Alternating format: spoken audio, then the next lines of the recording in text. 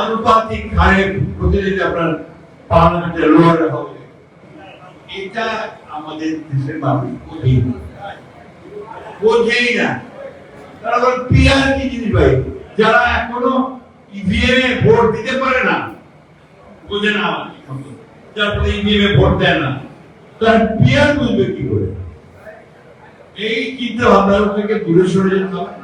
এবং দুঃখজনক ভাবে আমাদের দেশের কয়েকটা রাজনৈতিক দল এটাকে প্রমোট না বন করে বসে আছে, এটা না হলে নির্বাচনে যাব না।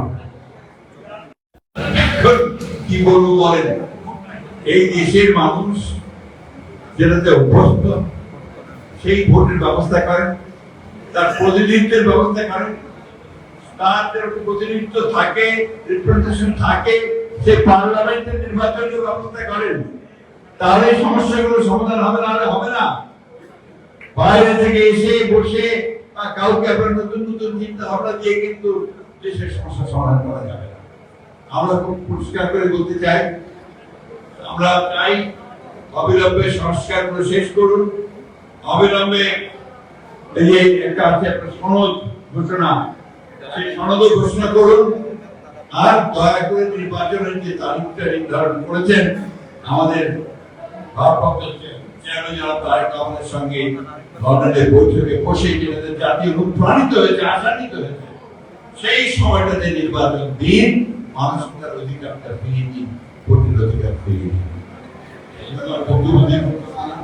আপনাদেরকে অনুরোধ করবো, আপনার শফিউল ভাই মামুন স্মরণে যারা তাকে ভালোবাসেন, একটা ফাউন্ডেশন তৈরি করেন, যে ফাউন্ডেশনের মধ্য দিয়ে তার জীবন, তার রাখা, তার কাজগুলোকে বেরিয়ে আসবে এবং ওটার মধ্যে দিয়ে আপনার ভবিষ্যতের মানুষকে আরো সাহায্য করতে হবে।